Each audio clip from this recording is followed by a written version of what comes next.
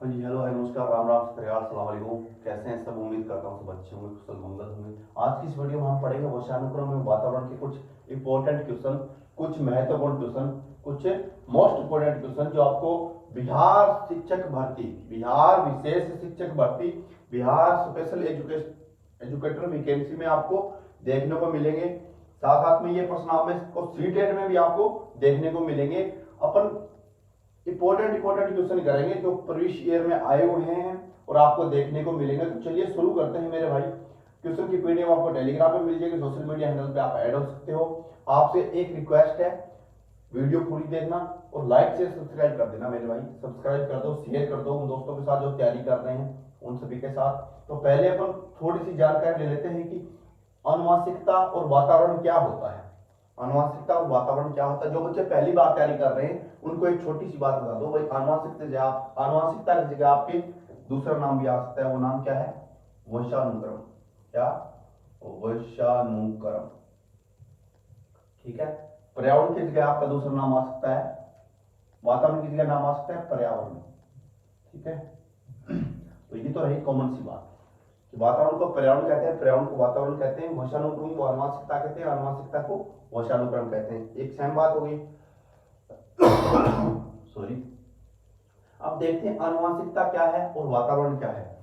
वातावरण की पहले जानकारी लेते हैं। आप जहां पे बैठ के मेरी वीडियो देख रहे हो, क्लास देख रहे हो, उसके चारों ओर, आपके चारों ओर आपका दोस्त बैठा है, भाई बैठा है, मम्मी पापा, परिवार, घर जो भी है, लाइब्रेरी में जहां पे भी आप देख रहे हो, आपके चारों ओर जो भी कुछ है वो सब क्या है?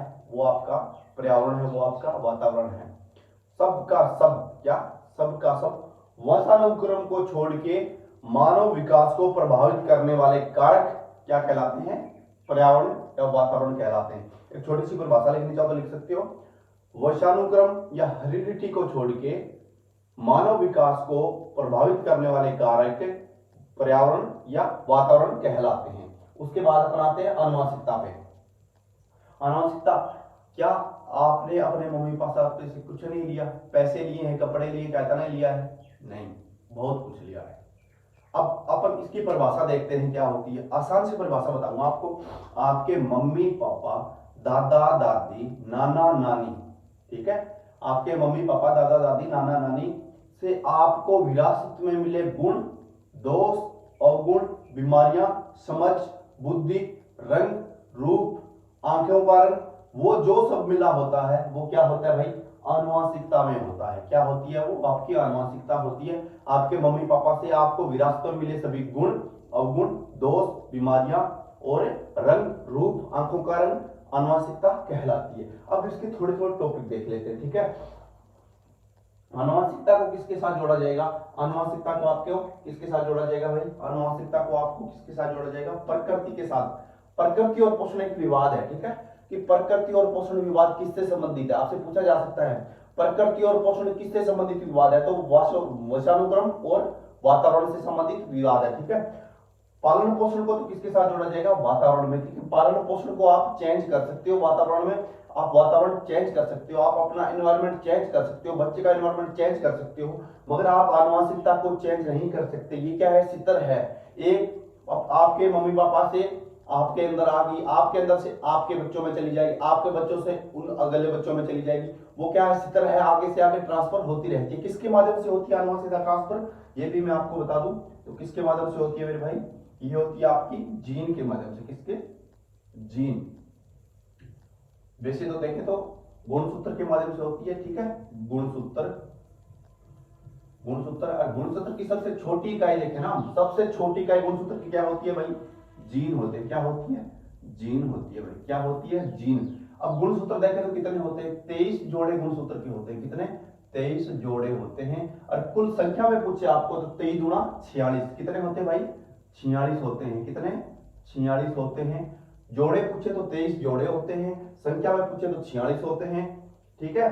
फिर देखें कि 22 जो आपके जोड़े होते हैं ना, 22 जोड़े गुणसूत्र होते हैं, उनको क्या कहते हैं? अलैंगिक गुणसूत्र कहते हैं। अलैंगिक, अलैंगिक गुणसूत्र, गुणसूत्र कि ये आपके लिंग का निर्धारण नहीं करेंगे, माता का अंडाणु और पिता का शुक्राणु मिलता है तो 22 जोड़े निर्धारित नहीं करेंगे कि लड़का होगा या लड़की। जो 23वां जोड़ा होता है ना, वो क्या करेगा, 23वां जोड़ा होता है वो लैंगिक गुणसूत्र होता है। क्या? लैंगिक गुणसूत्र। आपसे पूछ ले कि कितने जोड़े अलैंगिक गुणसूत्र के होते हैं, तो आपको बताना है 22 जोड़े अलैंगिक गुणसूत्र के होते हैं। एक जोड़ा होता है 23वां, वो क्या होता है, लैंगिक गुणसूत्र का होता है। अलैंगिक गुणसूत्र को इंग्लिश में क्या कहते हैं भाई, क्रोमोसोम्स कहते हैं। क्या कहते हैं? क्रोमोसोम्स कहते हैं। क्रोमोसोम्स कहते हैं। क्या कहते हैं? क्रोमोसोम्स कहते हैं भाई।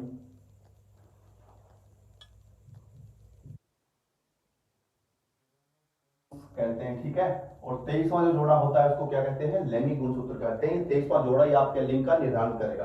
फिर आते हैं गुणसूत्र की सबसे छोटी इकाई क्या होती है, तो भाई क्या होती है, जीन होती है। क्या होती है? जीन। अब पूछे कि जीन किसके बने होते हैं, और पूछा कि आनुवंशिकता का वाहक कौन है, तो जीन है। कौन है आनुवंशिकता का वाहक है, वो भी आपका कौन है, जीन है। और जीन गुणसूत्र की सबसे छोटी इकाई होती है।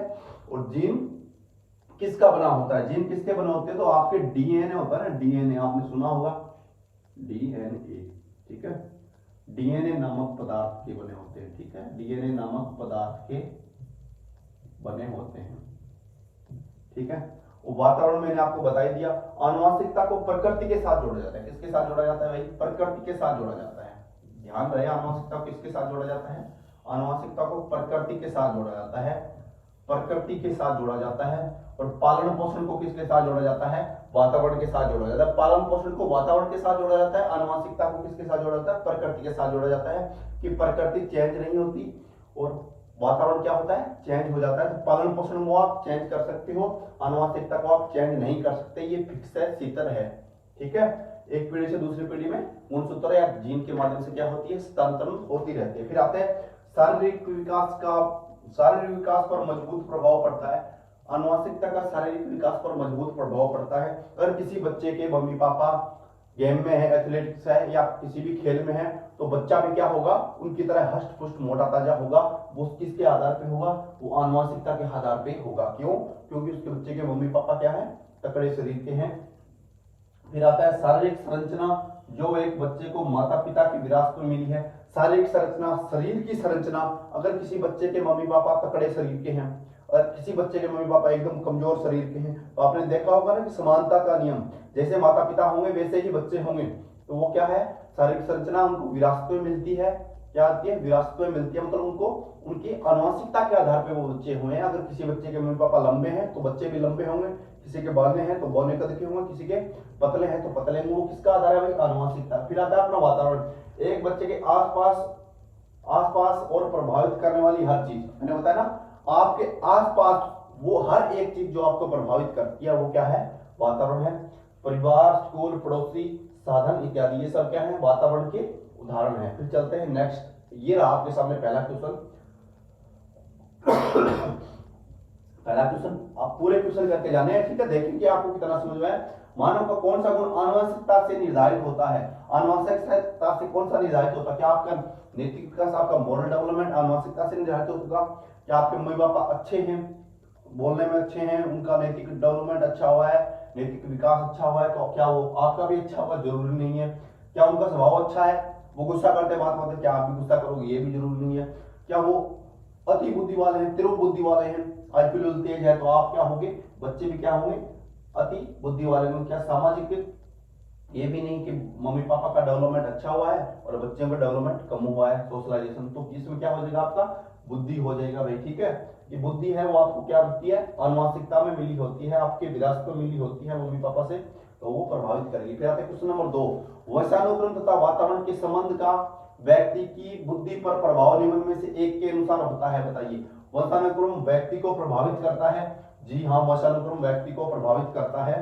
क्या है, वंशानुक्रम व्यक्ति के विकास को प्रभावित करता है, एकदम सही बात है। आगे और देखते हैं। वातावरण व्यक्ति को प्रभावित करता है, वंशानुक्रम और वातावरण दोनों ही प्रभावित करते हैं। अब अगर जो इस ऑप्शन में दोनों मिले तो वो क्या होगा, सही होगा। वंशानुक्रम वातावरण व्यक्ति को प्रभावित करता है, वंशानुक्रम वातावरण व्यक्ति को प्रभावित करता है। तो ये जो आपको प्लस का निशान आता है ना, ये आपका क्या होगा, वंशानुक्रम वातावरण व्यक्ति को प्रभावित करते हैं। तो भाई दोनों ही आपको क्या करते हैं, वंशानुक्रम और वातावरण दोनों ही क्या करते हैं, व्यक्ति के विकास को प्रभावित करते हैं। फिर चलते हैं क्वेश्चन नंबर नेक्स्ट पे। आप बताइए इसका क्या आंसर होगा। प्रश्न नंबर 3, 6 साल की लकड़ी असाधारण खेल क्षमता दिखाती है, उसके माता पिता दोनों ही खिलाड़ी हैं, उसे रोज कोचिंग के लिए भेजते हैं और सप्ताह के अंत में उसे परीक्षण देते हैं। उसकी क्षमताएं किन के बीच की अंतर क्रिया का परिणाम है। कि मैंने बताया ना कि एक बच्चे के मम्मी पापा अगर खिलाड़ी हैं तो बच्ची भी क्या होगी, हष्ट पुष्ट मोटिका जो भी वो खेल में जाने के लिए क्या होगी, उसकी पूरी पूरी भविष्यवाणी की जा सकती है। तो वो ऐसा ऐसा करते हैं कि उसको खेल के लिए रोज ट्रेनिंग देते हैं, स्कूल कोचिंग से आती है उसको सप्ताह के अंत में क्या करते हैं, उसको वापस ट्रेनिंग देते हैं। तो वो किन क्षमताओं के बीच की अंतर क्रिया का परिणाम, वो ऐसा क्यों कर रही है, किस वजह से कर रही है, किस चीज का परिणाम है वो। स्वास्थ्य और प्रशिक्षण का परिणाम है क्या, अनुशासन और पोषण का परिणाम है क्या, आनुवंशिकता और वातावरण का परिणाम है, या वृद्धि और विकास का परिणाम है। आनुवंशिकता, उसके मम्मी पापा से उसको क्या मिली, आनुवंशिकता में विरासत में क्या मिला है, उसका एक शारीरिक संरचना मिली है कि उसके मम्मी पापा खेल में, तो वो भी क्या है, शरीर से हष्ट पुष्ट मोटिका जी है, वो आनुवंशिकता। और वातावरण उसका क्या हो रहा है, उसका डेवलप हो रहा है, क्या हो रहा है, उसका डेवलप हो रहा है। तो इसमें क्या हो जाएगा आपका आनुवंशिकता और वातावरण। फिर चलते हैं क्वेश्चन नंबर, इंपॉर्टेंट क्वेश्चन है, आपको पक्के पक्के देखने को मिलेंगे बिहार शिक्षक भर्ती में और सीटेट में, देखना आप। इनमें से कौन सा विकास पर आनुवंशिकता के प्रभाव का सबसे अच्छा वर्णन करता है, कि इनमें से कौन सा आनुवंशिकता के प्रभाव का विकास पर सबसे अच्छा असर या प्रभाव या वर्णन करता है, बताइए।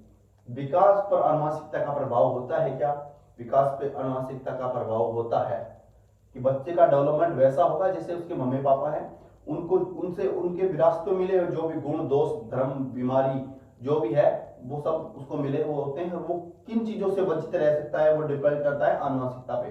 जैसे कुछ बीमारियां होती हैं, जैसे एड्स हो गई, अगर किसी के बच्चे के मम्मी पापा के एड्स है तो संभावना बनती है कि उनके संतानों में भी एड्स रोग होगा।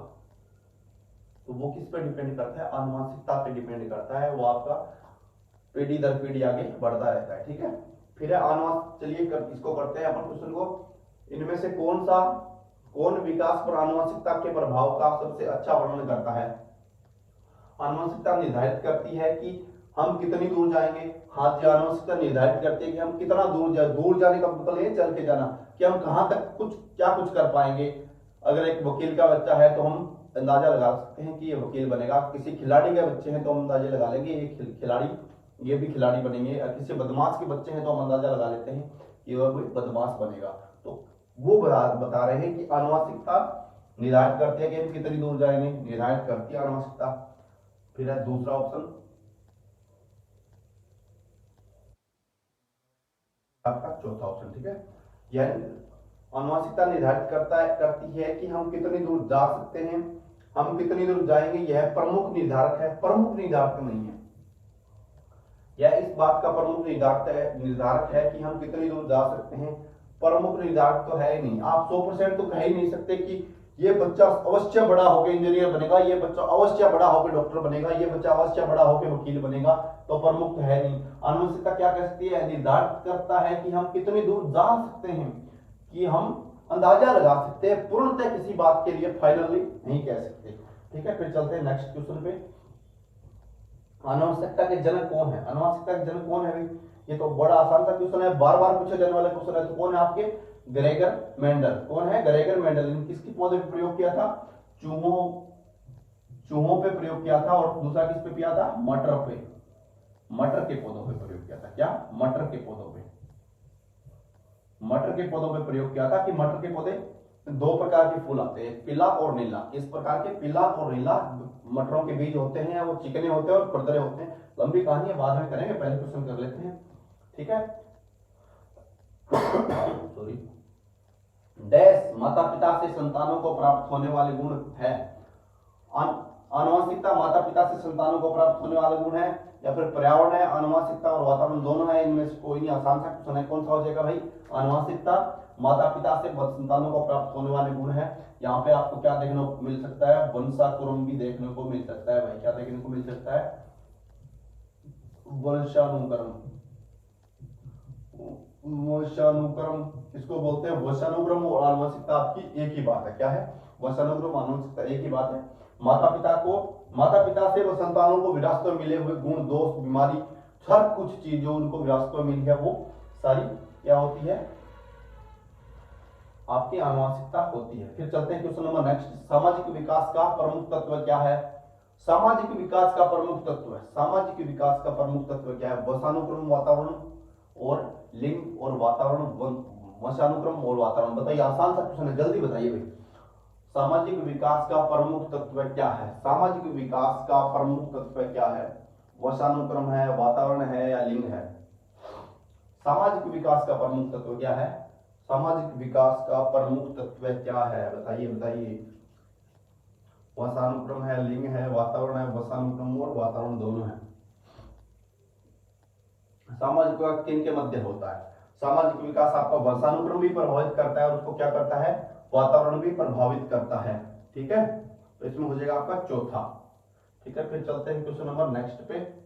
आनुवंशिकता का मुख्य वाहक क्या होता है? आनुवंशिकता का मुख्य वाहक क्या होता है? मैंने आपको बताया था ना, आनुवंशिकता का मुख्य वाहक कौन है? बताइए। जीन है, कोशिका है, मांसपेशियां है, अंडा है। तो कौन हो जाएगा? जीन। कौन हो जाएगा? जीन। जीन में आप यहाँ पे आपको देखने को क्या मिल सकता है? गुणसूत्र भी देखने को मिल सकते हैं। गुणसूत्र, गुणसूत्र भी आपको देखने को मिल सकते हैं। तो गुणसूत्र भी क्या है? आपके आनुवंशिकता के मुख्य वाहक है। गुणसूत्र की बजाय जीन है, और जीन क्या है? गुणसूत्र की सबसे छोटी इकाई है। क्या है? गुणसूत्र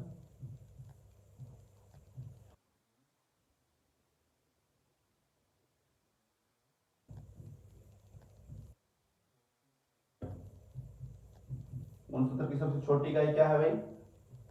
आपका जीन है। गुणसूत्र कितने होते हैं? देखें तो 23 जोड़े होते हैं भाई। संख्या में देखें अपन, संख्या में देखें तो 46 होते हैं। ठीक है, जो आपके 22 जोड़े होते हैं उनको क्या बोलते हैं? क्रोमोसोम्स कहते हैं। क्या कहते हैं? क्रोमोसोम्स कहते हैं। ठीक है, हिंदी में देखना चाहे तो उसके क्या कहते हैं भाई? अलैंगिक गुणसूत्र कहते हैं।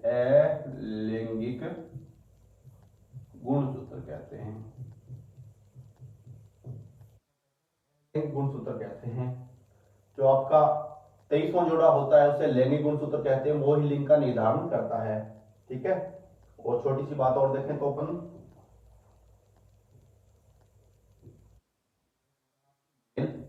ठीक है, दूसरा होता है आपका फीमेल। ठीक है, मेल और फीमेल।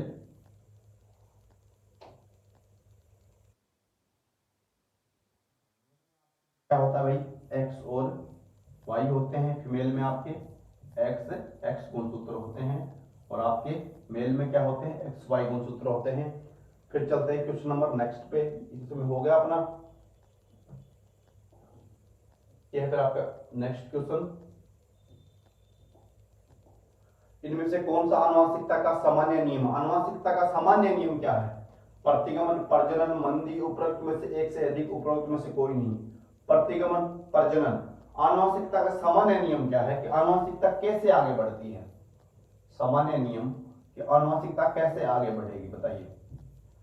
क्या प्रतिगमन से आनुवंशिकता आगे बढ़ती है, या फिर प्रजनन से बढ़ती है, या फिर मंदी से बढ़ती है? तो किससे बढ़ेगी? सामान्य सी बात है, जब प्रजनन की प्रक्रिया होगी, जब मेल और फीमेल आपस में क्या करेंगे भाई? अंडाणु और शुक्राणु क्या होंगे? जब आपस में सक्रिय होंगे, मिलेंगे, तब क्या होगा? आपका प्रजनन की क्रिया शुरू होगी, आनुवंशिकता एक दूसरे में क्या होगी? अगले संतानों में ट्रांसफर हो जाएगी। तो इसका क्या हो जाएगा भाई? प्रजनन। ठीक है, फिर नेक्स्ट चलते हैं अपन। इतने ही क्वेश्चन है, ये थे कुछ इंपॉर्टेंट क्वेश्चन। अगर आपको क्वेश्चन अच्छे लगे हों, वीडियो अच्छी लगी तो अपने दोस्तों के साथ शेयर कीजिए, जो बिहार शिक्षक भर्ती की तैयारी कर रहे हैं और जो सीटेट की भी तैयारी कर रहे हैं। सभी को all the best of luck. मिलते हैं कल की वीडियो में।